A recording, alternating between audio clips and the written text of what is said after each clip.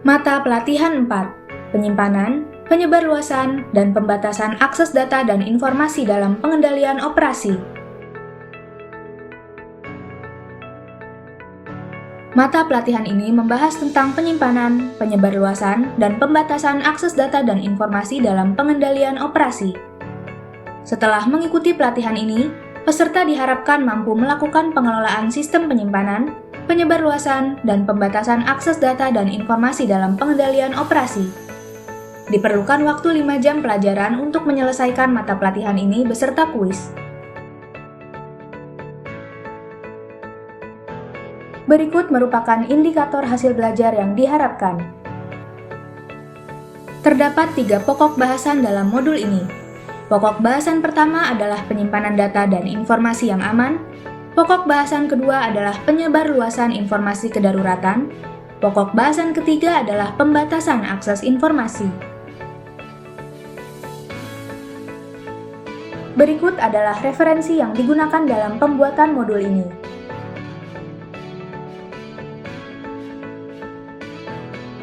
Pokok bahasan 1, penyimpanan data dan informasi yang aman. Pada pokok bahasan 1 ini akan dibahas mengenai wali data bencana, klasifikasi data, kategorisasi penyimpanan data dan informasi secara digital, syarat-syarat keamanan penyimpanan data dan informasi, pembatasan akses informasi, informasi publik yang dikecualikan.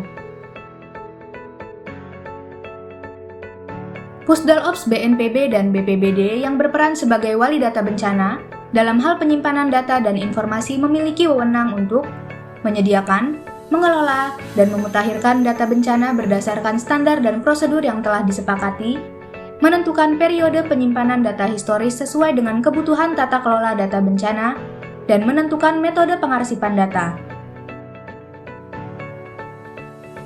Pusdalops BNPB dan BPBD juga mempunyai fungsi penyimpanan data yang meliputi antara lain mengelola pusat data yang terdiri atas pemanfaatan teknologi TIK, sistem penyimpanan data, dan sistem pendukung lainnya, dan mengordinasikan kegiatan penyimpanan, pengamanan, dan penyebarluasan data beserta metadata.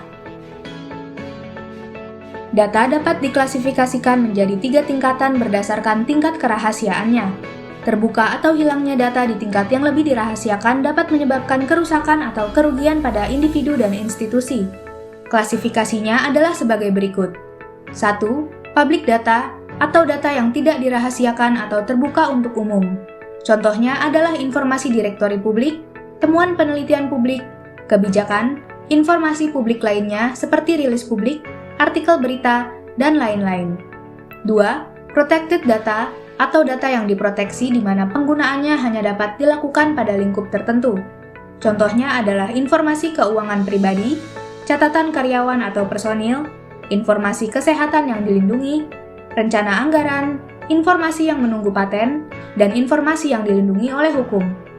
3. Highly sensitive data atau data rahasia yang sangat sensitif.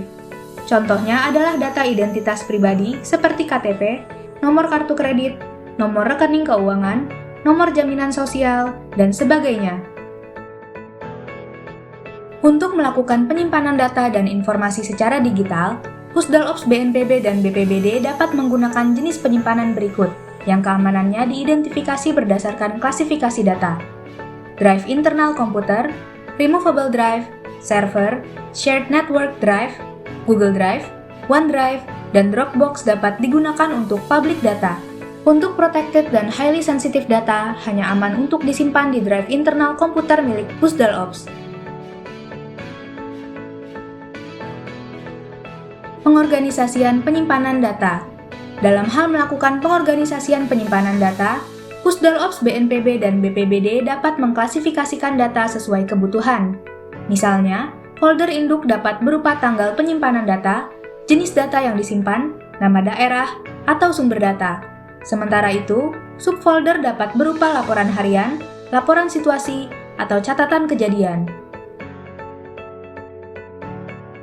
Syarat-syarat keamanan penyimpanan data dan informasi ada 2, yaitu keamanan dari bencana dan keamanan dari peretasan. Selanjutnya akan dijelaskan apa yang dimaksud dengan kedua hal tersebut. Keamanan dari bencana perlu memperhatikan sarana dan prasarana penyimpanan data dan informasi yang aman bencana, memiliki rencana mekanisme penyelamatan data dan informasi pasca bencana. Sarana dan prasarana penyimpanan data dan informasi yang aman bencana. Beberapa hal perlu diperhatikan dalam hal penyediaan sarana dan prasarana penyimpanan data dan informasi. Standar ruang penyimpanan. Data dan informasi disimpan di ruang penyimpanan yang memenuhi standar aman dari risiko dampak bencana. Standar gedung penyimpanan data dan informasi jauh dari potensi sumber ancaman bencana. Standar peralatan komunikasi dan penyimpanan data dan informasi aman dan tahan dari risiko dampak bencana. Selain itu, untuk keselamatan data dan informasi dari risiko bencana, perlu disiapkan rencana mekanisme penyelamatan arsip dari dampak bencana. Hal ini dapat dilakukan dalam 6 tahap, yaitu 1. Evakuasi arsip, 2. Membersihkan arsip dari kotoran atau lumpur, 3. Membersihkan arsip dengan etanol atau alkohol, 4. Memisahkan atau mengurai lembar per lembar arsip dari kelengketan, 5. Pengeringan, dan 6. Restorasi arsip. Kedua, selain keamanan dari bencana, keamanan data dan informasi dari peretasan dapat dilakukan dengan berbagai hal, di antaranya 1. Pemilihan platform penyimpanan, yaitu dengan gunakan solusi penyimpanan cloud yang aman. 2. Pengamanan saat masuk ke sistem, yaitu dengan gunakan kata sandi yang kuat dan tambahkan autentikasi 2 faktor. 3. Pembacaan data dan informasi, yaitu dengan gunakan enkripsi untuk semua dokumen dan email. 4. Pembatasan akses data, yaitu dengan batasi akses ke penyimpanan data, dengan identifikasi pihak yang boleh dan tidak boleh akses, dan sertakan batas waktu sesi atau pemutusan otomatis. 5. Pelatihan untuk sumber daya, yaitu dengan adakan pelatihan keamanan penyimpanan untuk pegawai. Pokok bahasan 2. Penyebarluasan informasi kedaruratan. Dalam sistem diseminasi informasi kebencanaan, komunikasi risiko merupakan aspek yang sangat krusial. Komunikasi risiko merupakan proses pertukaran informasi di antara pihak-pihak yang berkepentingan tentang sifat, besaran, signifikansi, atau pengendalian risiko. Tujuan dari komunikasi risiko adalah menerjemahkan temuan ilmiah dan penilaian risiko probabilistik ke dalam istilah yang dapat dimengerti, menjelaskan rentang ketidakpastian, kesenjangan pengetahuan, dan program penelitian yang sedang berlangsung, mengatasi masalah membangun kredibilitas dan kepercayaan, memahami pembingkaian publik terhadap isu-isu risiko, terutama dimensi kualitatif, mengakui pertanyaan spesifik yang muncul dalam domain ini atau persepsi publik, menganalisis kondisi yang diperlukan untuk memungkinkan publik memperoleh informasi, keterampilan, dan peluang partisipatif yang dibutuhkan. Dalam menerapkan komunikasi risiko, Pusdalops BNPB dan BPBD dapat menggunakan SALT Framework yang memiliki beberapa kelebihan, yaitu mencakup ikhtisar prinsip-prinsip komunikasi risiko utama, menguraikan beberapa ilmu dan penelitian di balik prinsip-prinsip tersebut, dan memberikan panduan yang jelas dan praktis untuk menerapkan pendekatan yang konsisten untuk mengomunikasikan risiko. S dalam SALT Framework adalah strategi. Terdapat 5 tahapan. Pertama, text talk. Manfaatkan pengetahuan di dalam Pusdalops BNPB dan BPBD dan dengan mitra sebelum melakukan komunikasi risiko. Contohnya, mencari informasi dari rekan-rekan di daerah dari e-office dan dari kantor lain yang memiliki sejarah di masyarakat, kontaminan, atau isu-isu terkait lainnya. Kedua, establish goals. Goals adalah gambaran besar tentang apa yang ingin dicapai dengan upaya komunikasi risiko. Tujuan akan dihubungkan dengan misi badan untuk melindungi kesehatan manusia dan lingkungan. Contohnya, mengurangi perilaku pengambilan risiko tertentu di audiens. Ketiga, set objektif. Tujuan adalah langkah-langkah sementara terukur yang jelas terkait dengan pencapaian tujuan. Tujuan biasanya melibatkan keyakinan dan perasaan yang dipegang oleh audiens dan atau meningkatkan pengetahuan mereka.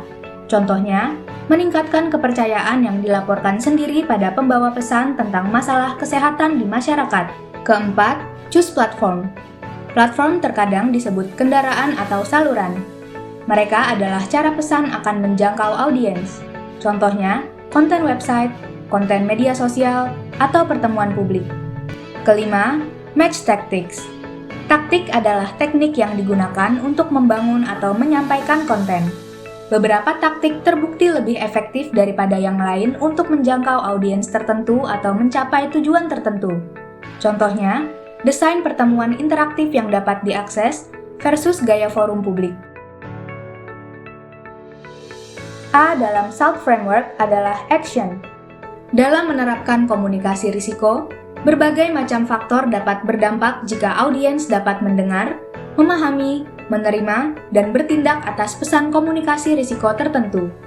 Beberapa dari faktor-faktor ini tidak dapat diubah dengan sendirinya, namun jika mempertimbangkannya dan menggunakan taktik yang tepat, dapat meningkatkan hasil. Faktor-faktor tersebut adalah faktor bahaya, faktor hubungan, faktor audiens, faktor komunikator, faktor ilmiah. L dalam SALT framework adalah learning. 1. Letakkan harapan yang jelas untuk apa yang ingin dicapai dengan komunikasi dalam strategi komunikasi risiko. Apa harapan saya atau kami? Apa yang menginformasikan ekspektasi tersebut? Asumsi dan bias potensial identitas. 2. Kumpulkan refleksi individu dan atau kelompok setelah terjadi komunikasi. Apa yang terjadi? Apakah itu memenuhi harapan yang ditetapkan dalam strategi kami? Mengapa atau mengapa tidak? Apa yang saya atau kami pelajari? Wawasan apa yang saya atau kami peroleh? Apa yang akan saya lakukan? Kita lakukan secara berbeda di lain waktu dan mengapa? 3. Menggabungkan wawasan dan pelajaran yang dipetik ke dalam komunikasi berikutnya. Perubahan apa yang akan saya atau kami buat berdasarkan pembelajaran melalui praktik reflektif. T dalam SALT framework adalah tools. Dalam menerapkan komunikasi risiko, pilihlah tools yang relevan untuk mendukung penyampaian pesan kepada audiens. Di antaranya dengan mengumpulkan bahan informasi yang tepat, representasi visual risiko yang mudah dipahami, misalnya dalam bentuk peta, komunikasi tatap muka, mengoptimalkan media berita, menerapkan komunikasi berbasis teknologi, manfaatkan media sosial, bekerja sama dengan mitra, gunakan sumber daya tambahan yang relevan. Komunikasi risiko sangat penting untuk diterapkan oleh tim Pusdalops BNPB dan BPBD dalam tahap penanganan darurat bencana. Pusdalops sebagai media center tanggap darurat bencana merupakan bagian dari bagian data, informasi, dan humas yang melekat pada pos komando penanganan darurat bencana. Posisi bagian data, informasi, dan humas pada pos komando PDB dapat dilihat pada organigram sebagai berikut. Alur komunikasi di media center adalah lembaga-lembaga yang berkepentingan, bersama dengan media massa dan masyarakat berkomunikasi dua arah dengan petugas pendaftaran atau call center. Kemudian dikomunikasikan dengan koordinator atau asisten untuk selanjutnya diteruskan ke unit-unit pos komando tanggap darurat bencana. Seluruh komunikasi berlangsung secara dua arah. Pada situasi prabencana, Pusdalops daerah dapat menyebarluaskan informasi seperti situasi dan kondisi seluruh wilayah provinsi, kabupaten atau kota, kesiapsiagaan masyarakat di lokasi bersangkutan, ketersediaan dan prasarana penanggulangan bencana, gambaran kondisi dan kerentanan sosial, misalnya kelompok disabilitas, lansia, balita, dan ibu hamil, ketersediaan, lokasi dan akses buffer stock, dan peringatan dini dan tanda-tanda bahaya atau sickness. Optimalisasi diseminasi data dan informasi. Dengan memanfaatkan berbagai media, penyampaian data dan informasi dapat dioptimalisasi agar mencapai target audiens yang luas dalam waktu yang cepat. Beberapa media diseminasi data dan informasi yang dapat dimanfaatkan antara lain chat atau grup WhatsApp, akun media sosial resmi, radio, pengeras suara, dan lain-lain. Diseminasi data dan informasi yang efektif perlu memperhatikan format penyampaian yang diatur agar informasi tidak membingungkan penerima informasi dan agar mudah diteruskan ke target audiens lainnya. Misalnya, informasi memanfaatkan gambar, infografis, peta, dan teks secara optimal. Diseminasi peringatan dini potensi bencana perlu mencakup informasi sebagai berikut. Jenis bencana yang mungkin akan terjadi, waktu dan tempat, serta cakupan wilayah yang terpapar potensi bencana, proyeksi atau potensi dampak yang bisa ditimbulkan kejadian bencana, penentuan status keadaan darurat bencana atau tingkat kesiapsiagaan, rencana penyelamatan dan evakuasi serta rencana jalur bantuan dan pengungsian, tindakan yang harus dilakukan masyarakat berpotensi terpapar bencana. Beberapa faktor yang mempengaruhi keberhasilan peringatan dini antara lain adalah karakteristik individu seperti usia, pendidikan, tingkat kesiapsiagaan, kebutuhan khusus, penggunaan bahasa daerah, komposisi dan jumlah anggota keluarga, dan sebagainya. Sumber informasi, yaitu sumber peringatan dini, kanal diseminasi, kredibilitas pemberi peringatan, tingkat kepercayaan terhadap pemberi informasi. Persepsi risiko, yaitu pengalaman terhadap bencana sebelumnya dan persepsi terhadap keterpaparan dan tingkat risiko. Pesan peringatan dini, seperti keakuratan, kejelasan, tepat waktu, konsistensi, spesifik, dan arahan pengambilan tindakan yang jelas. Perhatikan contoh format peringatan dini berikut ini. Kedua contoh peringatan dini dilengkapi peta dan visual lokasi kejadian bencana. Informasi peringatan dini memanfaatkan kanal penyampaian peringatan dini yang sesuai dengan penerima informasi peringatan dini. Peringatan dini merincikan waktu dan tempat perkiraan kejadian bencana, potensi dampak, memberikan rekomendasi pengambilan aksi dan kebijakan. Penting untuk pesan yang disampaikan dapat dibuat singkat dan jelas, menyesuaikan dengan tingkat kesiapsiagaan masyarakat yang berpotensi terpapar bencana. Untuk menghindari adanya informasi yang tidak akurat, peringatan dini juga dilengkapi dengan kredibilitas sumber informasi peringatan dini. Data dan informasi dalam situasi tanggap darurat mencakup kejadian bencana, korban jiwa, kerusakan dan kerugian, keterangan akses menuju lokasi bencana, fasilitas umum yang bisa digunakan, upaya penanganan darurat yang telah dilakukan, sumber daya, relawan yang dimobilisasi, penerimaan bantuan, potensi bencana susulan. Data dan informasi setelah berakhir masa tanggap darurat adalah pendataan akhir jumlah korban, lokasi-lokasi bencana, jenis kerusakan, jumlah kerugian, dan kondisi sumber daya. Korban yang masih mengungsi dan kategorinya, serta lokasi atau tempat pengungsian, taksiran kerugian, jenis bantuan yang masih dibutuhkan untuk pemulihan, rehabilitasi, dan rekonstruksi, jenis bantuan lanjutan, ketersediaan buffer stok atau stok cadangan, dan jenis bantuan lanjutan. Dalam hal pelaporan, laporan dibuat secara rutin atau harian dan diberikan kepada Komandan Pos Komando Penanganan Darurat Bencana. Laporan harian meliputi pelaksanaan kegiatan media center, jumlah analisis berita, jumlah siaran pers, jumlah dan ringkasan singkat laporan dari call center dan petugas pendaftaran. Laporan akhir dibuat berdasarkan laporan harian dan disertai lampiran yang berupa siaran pers yang pernah disusun, serta aspek-aspek lainnya. Laporan akhir media center menjadi bagian dari laporan akhir tanggap darurat bencana sebagai bagian dari kinerja Pos Komando Penanganan Darurat Bencana. Pokok bahasan 3. Pembatasan akses informasi.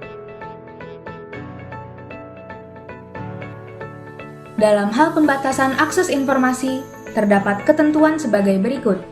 A. Pusdalops BNPB dan BPBD dapat melakukan pembatasan akses terhadap data dan metadata sesuai klasifikasi kerahasiaannya. B. Pusdalops BNPB dan BPBD dapat mengajukan kepada Forum 1 Data Indonesia pembatasan akses data tertentu di antara data bencana. C.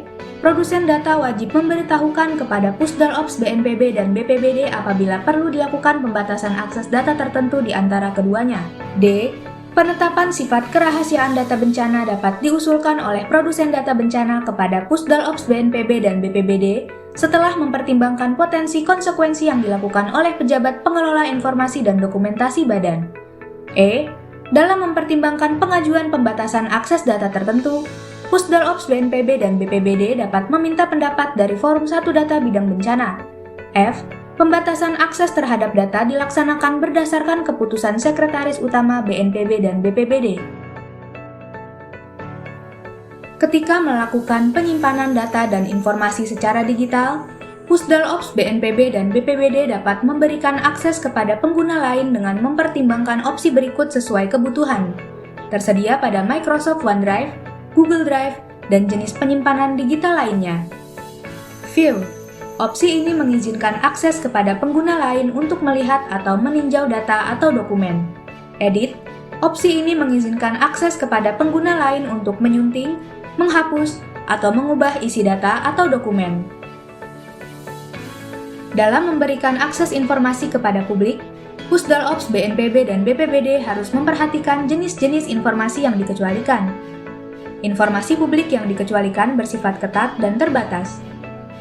Informasi publik yang dikecualikan bersifat rahasia sesuai dengan undang-undang, kepatutan, dan kepentingan umum, didasarkan pada pengujian tentang konsekuensi yang timbul apabila suatu informasi diberikan kepada masyarakat, serta setelah dipertimbangkan dengan saksama bahwa menutup informasi publik dapat melindungi kepentingan yang lebih besar daripada membukanya, atau sebaliknya. Informasi publik yang dikecualikan. Pusdal Ops BNPB dan BPBD wajib membuka akses bagi setiap pemohon informasi publik untuk mendapatkan informasi publik, kecuali informasi publik yang apabila dibuka dan diberikan kepada pemohon informasi publik dapat 1. Menghambat proses penegakan hukum. 2. Mengganggu kepentingan perlindungan hak atas kekayaan intelektual tidak sehat dan perlindungan dari persaingan usaha. 3. Membahayakan pertahanan dan keamanan negara. 4. Mengungkapkan kekayaan alam Indonesia. 5. Merugikan ketahanan ekonomi nasional. 6. Merugikan kepentingan hubungan luar negeri. 7. Mengungkapkan isi akta otentik. Dan 8. Mengungkap rahasia pribadi. Selanjutnya, informasi publik yang dikecualikan adalah memorandum atau surat-surat antar badan publik atau intrabadan publik yang menurut sifatnya dirahasiakan kecuali atas putusan Komisi Informasi atau Pengadilan, informasi yang tidak boleh diungkapkan berdasarkan undang-undang. Ringkasan dari modul ini adalah 1. Data dapat diklasifikasikan menjadi 3 tingkatan, yaitu highly sensitive, protected, dan public. 2. Syarat-syarat keamanan penyimpanan data dan informasi ada 2, yaitu keamanan dari bencana dan keamanan dari peretasan. 3. Komunikasi risiko merupakan proses pertukaran informasi di antara pihak-pihak yang berkepentingan tentang sifat, besaran, signifikansi, atau pengendalian risiko. Dalam hal ini, SALT Framework dapat digunakan. 4. Dalam hal pembatasan akses informasi, Pusdal Ops BNPB dan BPBD dapat melakukan pembatasan akses terhadap data dan metadata sesuai klasifikasi kerahasiaannya. 5. Dalam memberikan akses informasi kepada publik, Pusdal Ops BNPB dan BPBD harus memperhatikan jenis-jenis informasi publik yang dikecualikan. Terima kasih.